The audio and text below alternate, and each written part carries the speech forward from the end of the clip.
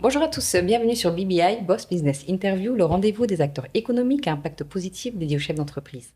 Aujourd'hui, j'ai le plaisir de recevoir Madame Marcel Siaoji, qui est directrice générale de Jumia Sénégal, une figure majeure dans le digital ici en Afrique. Bonjour Madame Siaoji. Bonjour Emma, Un véritable plaisir de vous recevoir sur ce plateau. plaisir partagé.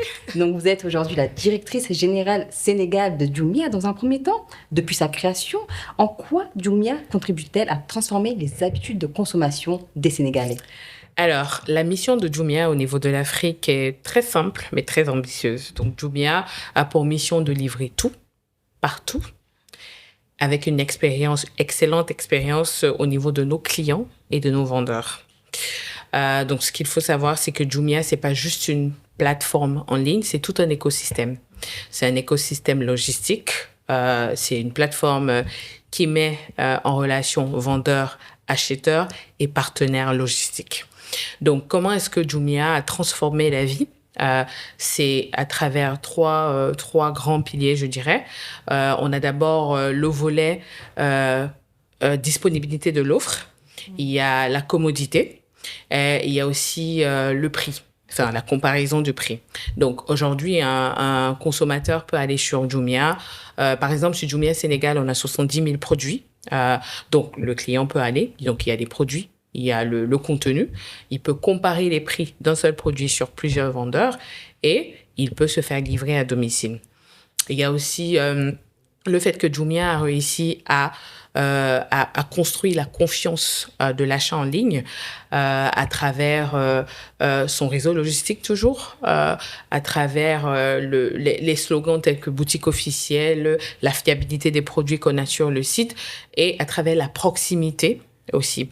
Donc, la confiance se construit en local, en s'adaptant au local. Donc, influencer la vie, changer la vie du consommateur africain en mettant à disposition des produits accessibles, ce qui est très important quand on est sur une population avec la moitié ou plus de la moitié de la population avec un revenu en dessous de $200 le mois. Voilà. Donc, on a des produits accessibles livrés partout. Au Sénégal, par exemple, on livre sur les 14 régions déjà. Et donc, un client qui est aujourd'hui à Tamba peut acheter au même prix qu'un client qui est à Dakar et se faire livrer, voire en 48, 72 heures. Voilà. Donc, une véritable révolution pour les Sénégalais en termes de consommation. Oui. Vous avez réussi aujourd'hui à relever ce défi-là de la proximité et de la livraison à domicile, chose qui est rare ici en Afrique. Oui. Après, on a de la livraison à domicile, mais en Afrique, ça reste complexe avec l'adressage. Donc, on a développé un réseau d'à peu près 120 points relais. Ici, au Sénégal, à Dakar, par exemple, on livre à domicile, mais à l'intérieur du pays, on a des points relais. Et donc, du coup, chacun peut aller récupérer son colis quand il le souhaite, une fois que c'est au point relais. Une vision claire, celle d'accompagner les consommateurs en termes de livraison. Une autre question, c'est vrai qu'aujourd'hui, Jumia souhaite devenir un one-stop shop avec l'ensemble des catégories disponibles sur une plateforme. Comment est-ce que vous comptez structurer cette ambition? OK. Alors, un one-stop shop, ça veut tout simplement dire déjà que ce qu'on veut aujourd'hui, c'est que quand le consommateur sénégalais pense acheter un produit, il pense à Jumia d'abord avant toute autre chose. Moi, personnellement, et je pense qu'au niveau du groupe aussi, la réussite sera quand chez chaque Sénégalais, il y aura un produit acheté sur Jumia, un ou deux produits achetés sur Jumia. Donc, comment structurer ça? C'est en s'appuyant sur tout ce qui est approvisionnement local, travailler avec les PME locales, aller chercher les catégories dont les clients ont besoin. L'avantage qu'on a aujourd'hui chez Jumia, c'est qu'on a une data incroyable. On sait ce que le consommateur veut, on sait ce qu'il recherche, et c'est ça tout l'avantage du digital. C'est pas seulement Jumia, c'est le fait d'avoir accès à ces données et se baser sur ces données, les besoins des consommateurs, justement pour aller chercher ces produits à travers des partenariats stratégiques, que ce soit des partenariats internationaux avec des marques qu'on a sur le site comme Adidas ou Starlink dans certains pays, ou avec des marques locales qu'on a sur le site aujourd'hui, et des produits de première nécessité. Donc Jumia a un peu de tout, et on se débrouille en fait pour avoir ce benchmark-là, pour s'assurer qu'on a toutes les marques qui sont disponibles localement, que ce soit disponible sur Jumia, et le plus important, à un prix intéressant. Parce qu'après, on reste en Afrique, et les gens, parfois, ou la plupart du temps, achètent en ligne parce que le prix est intéressant. Pas forcément parce qu'ils vont se faire livrer. Parce qu'ils vont se faire livrer rapidement et tout. Ils veulent être livrés à temps. C'est-à-dire, la promesse de livraison doit être respectée. Bien sûr, c'est le plus important parce que ça fait partie de l'expérience client. Mais le prix reste quand même la valeur la plus importante. Une autre question aujourd'hui, pour les consommateurs qui achètent la marque, parce que vous proposez aussi ces marques-là en ligne, la question de l'authenticité est centrale. Comment est-ce que Jumia garantit la conformité des produits? Alors, Jumia travaille sur 2 plans. C'est-à-dire que pour tout ce qui est marque, on a des partenariats directement avec les marques. Donc, on a le label boutique officielle sur le site qui vous montre, quand vous voyez un produit en boutique officielle, qui vous montre que la Jumia travaille directement avec la marque. Donc, c'est un produit authentique de la marque. C'est signé boutique officielle. Donc, on travaille directement avec Adidas. Avec Aztec, c'est une marque très connue au Sénégal. Donc, on travaille directement avec eux, directement avec la marque. Et vous allez voir une panoplie de marques avec lesquelles on travaille. Après, ça, c'est sur le volet marque. Maintenant, sur le volet marketplace, parce qu'on a une place de marché, on donne accès à des milliers de vendeurs. Donc, on a des contrôles stricts de mise en ligne de produits, et aussi on a des systèmes de notation et de sanctions pour nos vendeurs qui nous permettent en fait de cleaner la plateforme au fur et à mesure. Et puis, très important, on a un système de notation de la part du client complètement transparent et visible par tous les autres clients, qui permettent en fait de donner des notes à des produits objectives, des commentaires qui permettent aussi à l'algorithme du site de proposer des produits avec des meilleures notations aux clients. Donc, il y a vraiment cette lutte aussi contre la contrefaçon, et aussi cette politique-là de pouvoir donner aux clients le meilleur en termes de produits. Exactement. La contrefaçon même, en fait, vous ne trouverez vous trouvez très rarement ou jamais des produits contrefaits sur Jumia.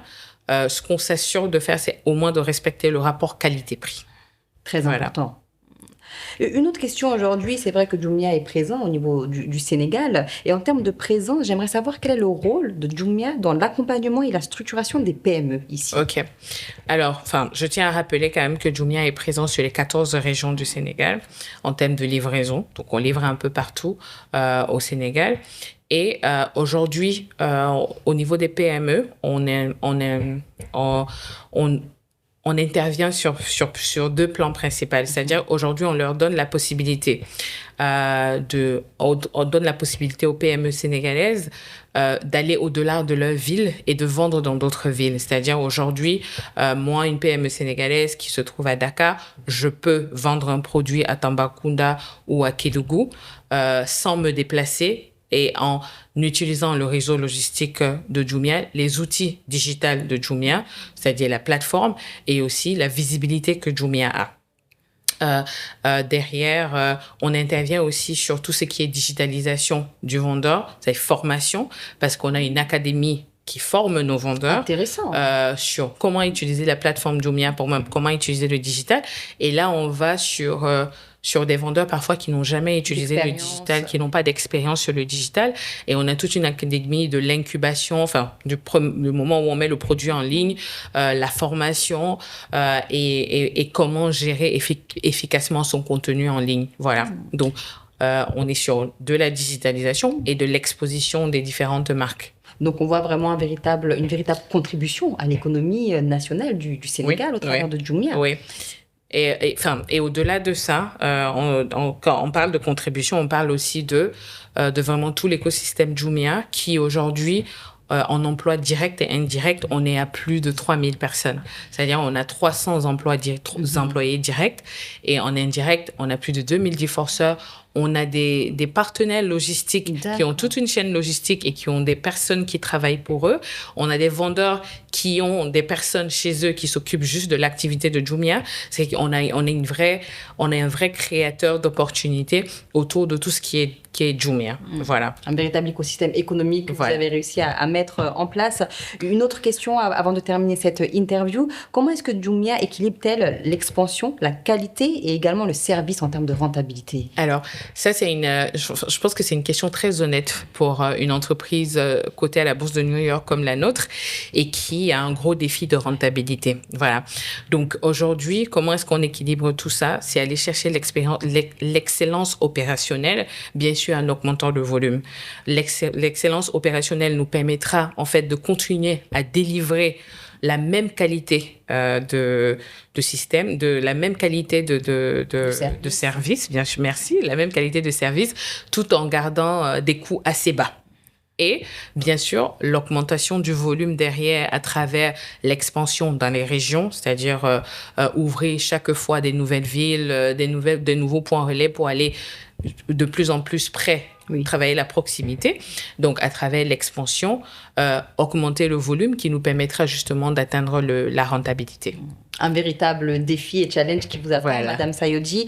Est-ce que vous auriez un dernier conseil à faire passer aux téléspectateurs qui vont nous regarder? Alors, moi, le conseil pour moi, pour un entrepreneur dans le digital en Afrique, c'est il faut résoudre un vrai problème structurel. C'est-à-dire qu'il faut résoudre un vrai problème qui tient à cœur aux Africains. De deux, il faut travailler la confiance dès le début. Et troisièmement, il faut être résilient parce que l'Afrique, ce n'est pas très facile. C'est pas un continent facile, mais c'est plein d'opportunités. Et le digital vraiment regorge de beaucoup, beaucoup d'opportunités. Mais il faut être résilient. Merci Madame Sayodji, vous êtes la directrice générale de Jumia Sénégal et c'est vrai que vous contribuez aujourd'hui à mettre en avant ce leadership en termes de digitalisation et d'accessibilité. Ouais, merci beaucoup. Merci beaucoup Madame Sayodji. Merci à vous d'avoir regardé cette interview jusqu'à la fin et je vous dis à très vite pour une nouvelle émission de BBI.